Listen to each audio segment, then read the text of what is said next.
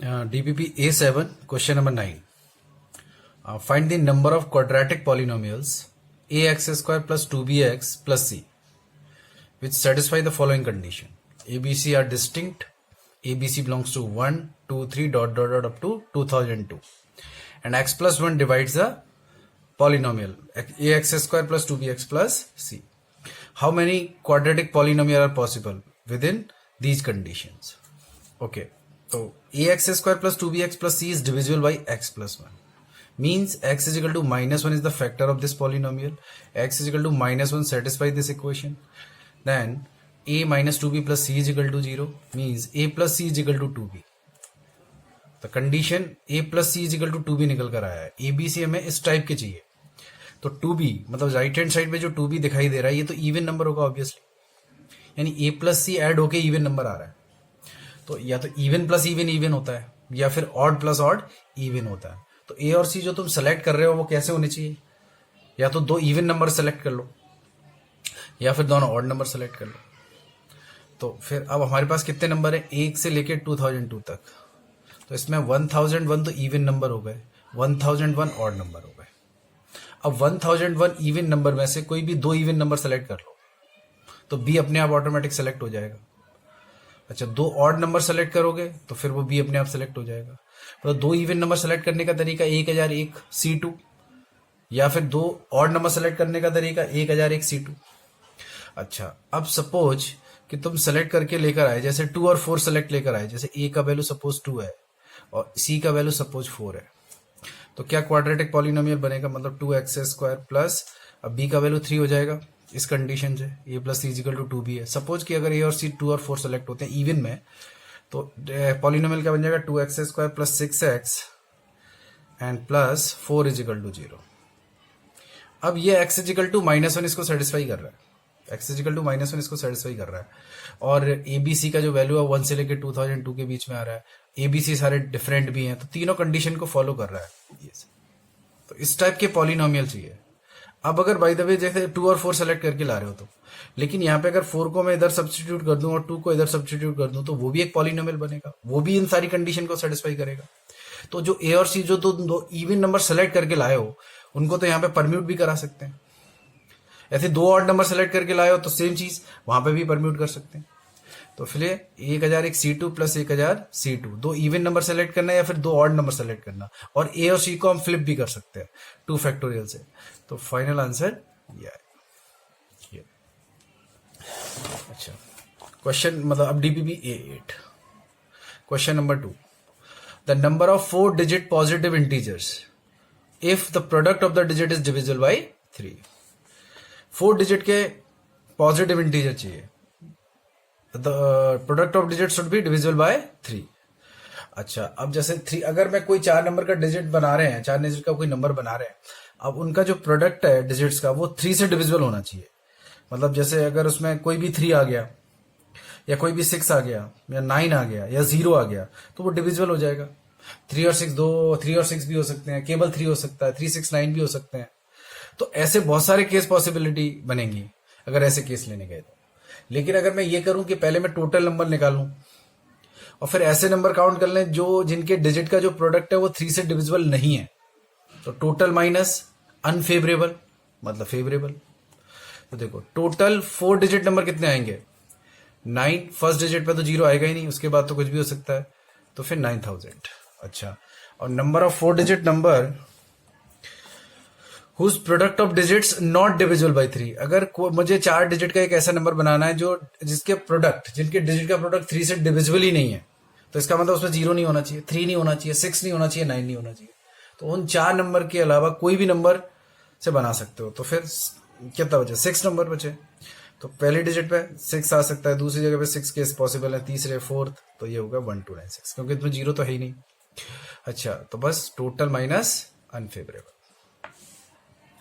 अच्छा, there are 9 straight line in question number 3 and which are 5 are concurrent at a point and another 4 concurrent lines at another point, मतलब concurrent at another point.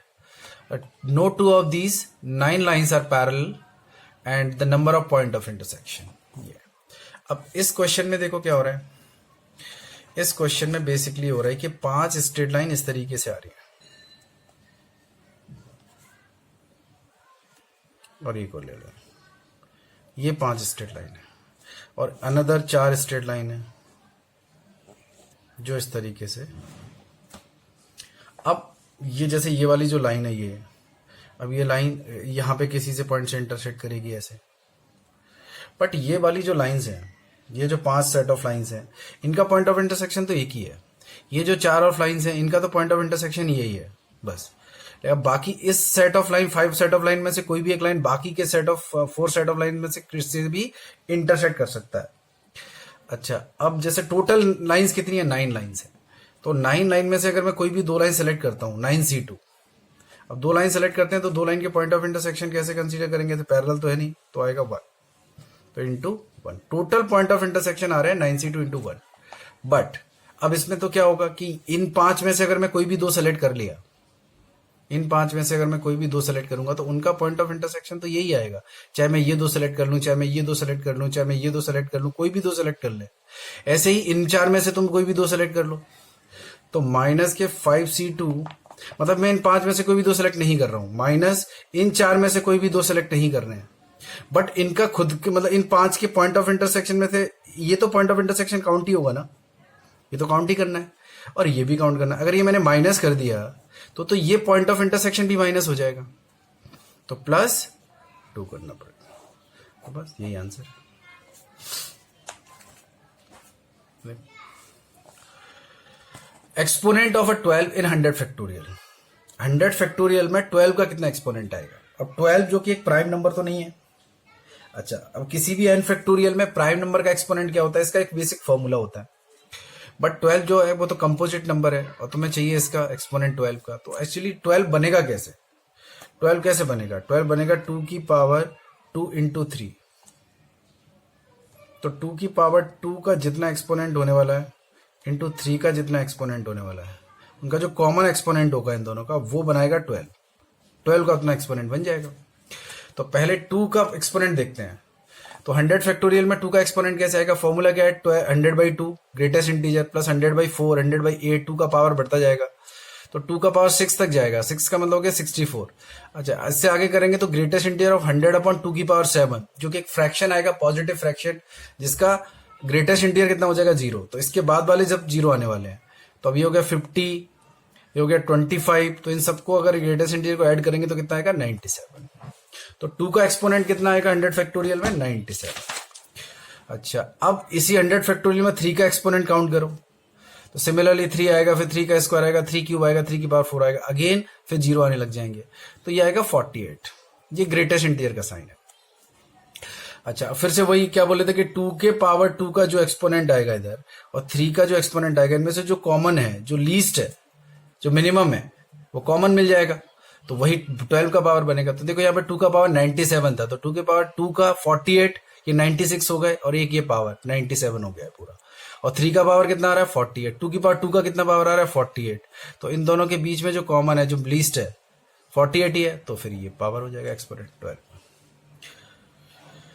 Next, the total number of non negative integer n satisfying the equation n square is equal to p plus q and nq is equal to p square plus q square, where p and q are integers। ये तो अब देखो यहाँ पे क्या दे रखा है कि जैसे n स्क्वायर गिवन है और n क्यूब गिवन है, p प्लस क्यू गिवन है और p square plus Q square है n के टर्म्स में। तो देखो अब मैं ये कह रहा हूं कि सपोज कि ये 2 नंबर है जैसे p और q, तो अब क्या हुआ यहाँ पे कि जैसे मैंने पहले इन दोनों का अर्थमेटिक मीन निकाला, उसका स्क्वायर कर दिया, और फिर मैंने क्या किया, पहले इनका स्क्वायर किया दोनों नंबर का, फिर उनका अर्थमेटिक मीन निकाला।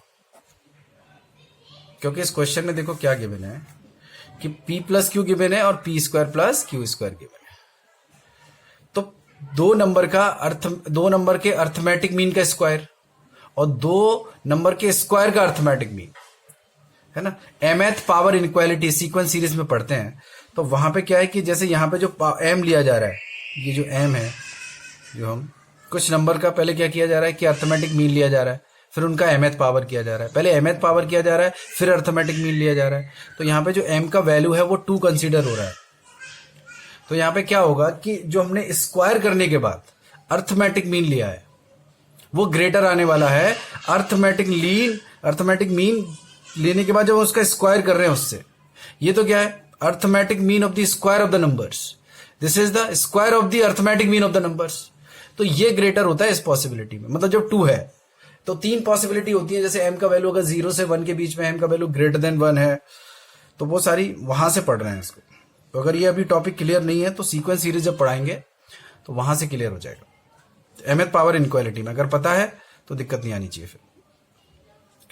अच्छा, अब ये क्या हो रहा है, यहाँ पे इसका वैल्यू कितना दे रखा है, P square plus Q square का। P square plus Q square का वैल्यू है एन क्यू बाई 2 आ रही है। पी प्लस क्यू का वैल्यू कितना है, एन स्क्वायर। तो ये एन का मतलब एन की पावर 4/4। तो यहां से एन की पावर 4 कितना हो जाएगा, less than equal to 2n क्यू। तो यहां से नॉन नेगेटिव इंटीजर जो इसको सेटिस्फाई कर रहे हैं बहुत इजीली देख सकते हो, वो आएंगे 0, 1, 2। ठीक है, तो ये जो mth इनक्वालिटी वाला जो कंसेप्ट लगा है इसको एक वीडियो में फिर से मैं एक्सप्लेन कर दूंगा तो वहां से क्लियर हो जाएगा। Next question is if 4x की पावर 4 प्लस 9y की power 4 is equal to c की power 6 and you have to find the maximum value of xy।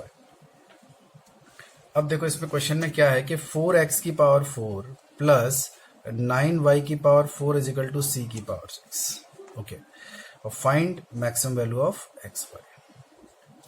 अब देखो यहाँ पे क्या है, कुछ समेशन दे रखा है और प्रोडक्ट की बात हो रही है,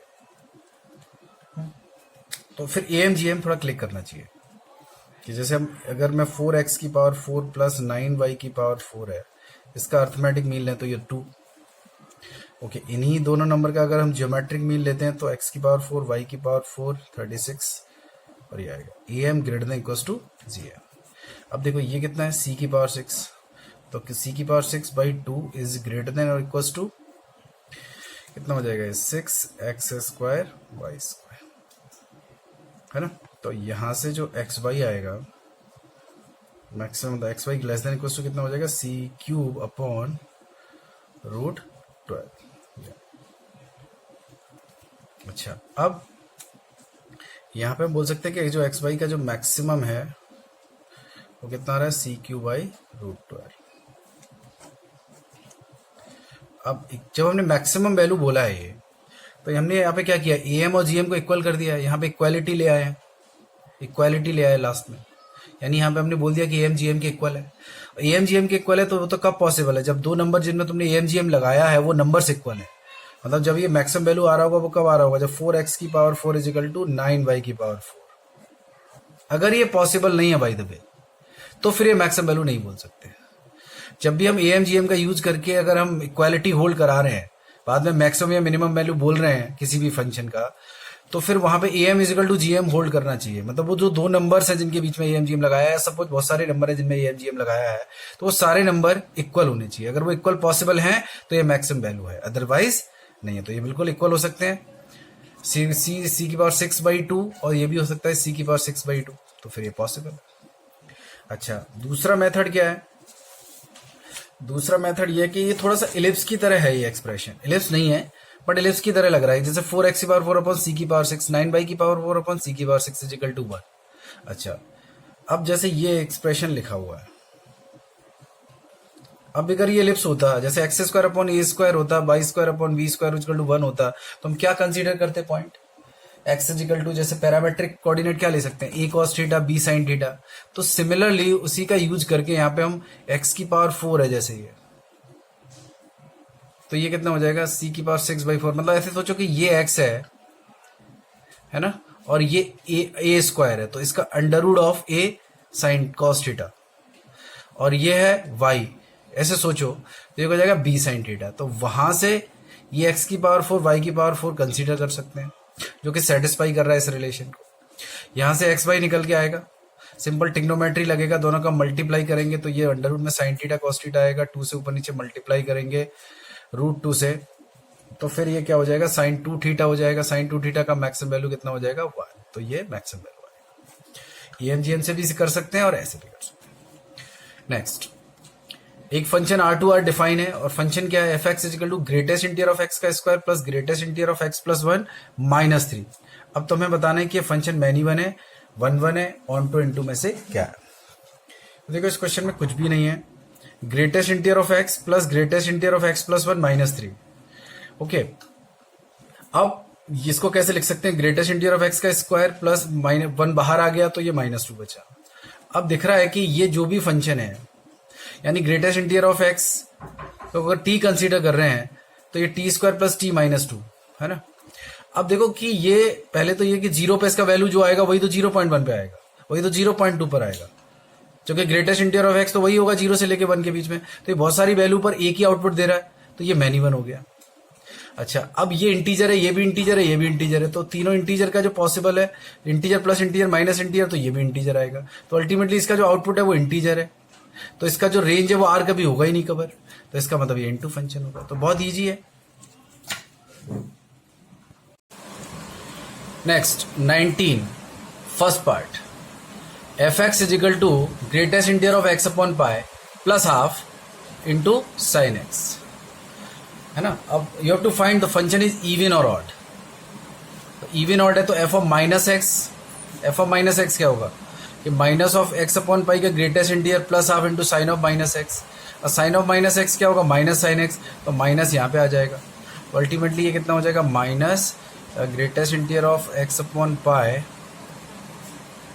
plus half into sine x, ये हो जाएगा। अच्छा, अब देखो यहाँ पे कि जैसे एक्चुअली आ क्या रहा है, greatest integer of something plus greatest integer of minus something जब आता है तो ये क्या होता है, ये तो -1 होता है या फिर 0 होता है। जैसे अगर मैं कहूँ कि x अगर इंटीजर नहीं है तब तो ये -1 होगा, और x अगर इंटीजर है तो ये 0 होगा। इंटीजर पे ये 0 होगा और नॉन इंटीजर पे ये -1 होगा। Greatest integer of something plus greatest integer of minus something.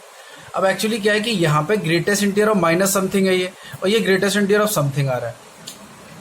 तो इनको सपोज हम ऐड कर रहे हैं कभी, तो इनका वैल्यू या तो -1 आएगा या फिर 0 आएगा। तो ये तो डिपेंड करेगा फिर कि इंटीजर है कि इंटीजर नहीं है। तो फिर अब x अपॉन पाई, जैसे अगर मैं कहूँ कि greatest integer of x upon pi आ रहा है और इसका नेगेटिव भी आ रहा है साथ में, तो ये जो है वो इंटीजर कब होगा, जब x क्या होगा, पाई का मल्टीपल होगा। ग्रेटेस्ट इंटीजर के अंदर अगर x अपॉन पाई है, यहाँ उसका नेगेटिव है, और x अपॉन पाई को इंटीजर होना है तो x कैसा होगा, पाई का मल्टीपल। तो जब x पाई का मल्टीपल होगा तो ये इंटीजर होगा, और इंटीजर वाले केस में ये 0 हो जाएगा। ओके, बट एक्चुअली हुआ क्या कि जब x पाई का मल्टीपल होगा तो ये फंक्शन ही 0 है। अगर मैं ये कहूंगा कि x अगर पाई का मल्टीपल है तो फंक्शन तो 0 ही हो गया एफ एक्स, क्योंकि साइन पाई के मल्टीपल पे क्या हो जाएगा, 0 हो जाएगा। बट x अगर पाई का मल्टीपल नहीं है सपोज, तो x अपॉन पाई इंटीजर नहीं है। तो अगर इंटीजर नहीं है तो मतलब ग्रेटेस्ट इंटीजर ऑफ समथिंग और plus greatest integer of minus something जब ये आएगा, तो जब वो इंटीजर नहीं है समथिंग तो फिर वो -1 हो जाएगा। तो देखो अब x not equal to N pi के लिए हमने क्या किया कि एफ एक्स और F X minus F of minus X किया। तो ऐसे करने पर माइनस माइनस प्लस हो जाएगा, ये एफ ऑफ माइनस एक्स है, ये एफ एक्स है। तो देखो यहाँ पे ये आएगा। अब ये क्या है, मुझे दिख रहा है कि ग्रेटेस्ट इंटीजर के जो अंदर है वो क्या है, वो इंटीजर नहीं है। तो greatest integer of something plus greatest integer of minus something कितना हो जाएगा, -1, और ये हाफ और हाफ हो जाएगा 1। तो यहां से F of x minus F of minus x कितना आ रहा है, 0, यानी एफ एक्स किसके इक्वल आ रहा है, एफ ऑफ माइनस एक्स। यानी कि फंक्शन जब एक्स एन पाई के इक्वल नहीं है तब वो इवन फंक्शन की प्रॉपर्टी को फॉलो कर रहा है। अच्छा, जब एन पाई है तो वो 0 है, तो ठीक है, ओवरऑल तो फिर इवन फंक्शन ही हो गया। मतलब अगर मैं कहूँ कि पाई के मल्टीपल पे, जैसे पाई है, ये 2 पाई है, ये माइनस पाई है, ये -2 पाई है सपोज, तो यहां तो फंक्शन का वैल्यू 0 है। तो फंक्शन का वैल्यू 0 है तो ये इवन भी तो हो गया। वो अलग बात है कि ऑड भी है, बट वाई एक्सिस के अबाउट सिमेट्री है, तो ये जो फंक्शन है पाई पे 0, 2 पाई पे 0, माइनस पाई पे 0, -2 पाई पे 0, तो ये इवन को तो प्रॉपर्टी फॉलो कर ही रहा है। और साथ में जब एक्स पाई का मल्टीपल नहीं है तब तो वो इवन है ही, क्योंकि F X equal to F of minus X आ रहा है। तो ओवरऑल ये फंक्शन क्या हो गया, even function. Next, F x equal to X upon E की पावर एक्स माइनस 1, 19 का सी पार्ट, एंड x/2 + 1। तो again you have to check function is even और ऑड। तो for even odd f of minus x कितना होगा, x को minus x से replace किया, e की पावर माइनस एक्स को 1 अपॉन e की पावर x लिखने के बाद ये कैलकुलेशन आई यहाँ पर। अब एक्चुअली मुझे ये प्रूफ करना है कि ये फंक्शन इवन है कि ऑड है, तो ये जो f ऑफ माइनस एक्स है वो यही लौट कर आना चाहिए, तो इवन हो गया। और यही फंक्शन अगर माइनस साइन के साथ लौट कर आ रहा है तो ऑड हो गया। अल्टीमेटली मुझे इस फंक्शन को इसी फॉर्मेट में लेकर आना है, मतलब x अपॉन e की पावर x माइनस 1 ऐसे। तो अब देखो यहाँ पे क्या है कि अगर ऊपर जैसे e की पावर x है यहाँ पे, तो अगर यहाँ माइनस ऑफ अगर सपोज कि माइनस एक्स होता तो x कॉमन लेने के बाद नीचे तो वही आ जाता, नीचे और ये ऊपर तो वही आ जाएगा, जो कि e पावर x कैंसिल हो जाएगा। तो थोड़े से ये वाली लाइन ऑफ थिंकिंग सोचकर कि मुझे इस वाले एक्सप्रेशन को यहीं पे लाना है, यहां पहुंचना है, तो फिर क्या करेंगे यहाँ पे देखो कि यहाँ पे माइनस एक्स किया और प्लस एक्स किया, तो यहां से देखो x कॉमन लेने के बाद ये इससे कैंसिल आउट होगा और ये x से अलग डिवाइड होगा, minus x by two plus 1, तो यहाँ पे x बचा और ये वही एक्सप्रेशन आ गया देखो जो फंक्शन में आ रहा है, और ये x और minus x by two again x by two हो जाएगा और ये प्लस 1 तो वही लौट कर आ गया ये फंक्शन, तो इवन हो गया। अब ये थोड़ी सी कैलकुलेशन टफ है, बाकी अगर तुम एफ एक्स और minus F of minus x करके देखो तो वो 0 आ जाएगा, तो वहां से भी आ जाएगा कि F x equal to F of minus x है, तो इवन आएगा। सपोज कि अगर कभी कैलकुलेशन करते समय एफ एक्स को एफ ऑफ मतलब एफ एक्स को एफ ऑफ माइनस एक्स को एफ एक्स में कन्वर्ट करना रिलेटिवली टफ आ रहा है, मतलब इस वाले फंक्शन को मेसी फॉर्मेट में लाना टफ आ रहा है, तो इनको ऐड करके 0 देख लो, ऐड करके 0 आ रहा है या फिर सब्ट्रैक्ट करके 0 आ रहा है, तो वहां से भी पता चल जाएगा कि वो इवन है कि ऑड है। जैसे सपोज कि एफ ऑफ माइनस एक्स और प्लस एफ ऑफ एक्स अगर 0 आ जाए तो ये ऑड की प्रॉपर्टी है, F of minus x minus F x अगर 0 आ जाए तो ये इवन की प्रॉपर्टी है, तो ऐसे भी कर सकते हैं। ओके।